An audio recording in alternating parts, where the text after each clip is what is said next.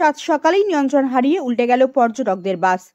খাতড়া বাঁকুড়া রাজ্য সড়কে ইন্দুপুরের বাগডিহার কাছে বাস উল্টে জখম অনেকেই। কলকাতার কসবা থেকে আসা মুকুটমণিপুরগামী বাস উল্টে জখম হয়েছেন অনেকেই। মুকুটমণিপুরে পিকনিক করতে যাচ্ছিলেন।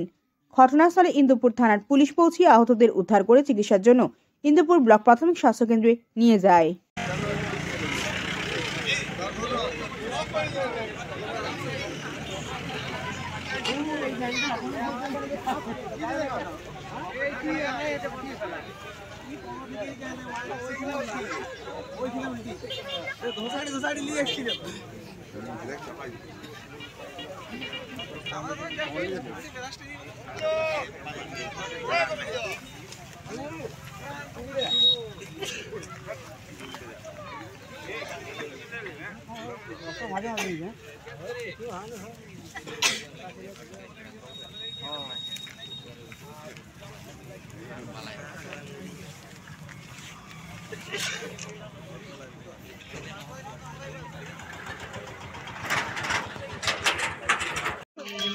কোথায় যাচ্ছিলেন গাড়িটা?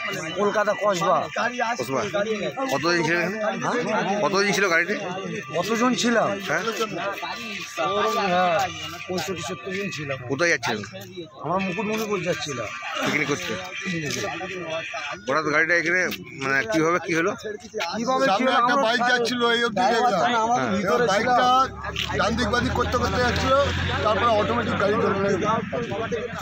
আচ্ছা, কেমন কার সামনে বাইক যাচ্ছিল, এমনি প্যাসেঞ্জার লেগেছে? হ্যাঁ চোট লেগেছে, সব গেছে, হসপিটালে নিয়ে গেছে। আচ্ছা, কি নাম আপনার? আমার নাম বিশ্বজিৎ।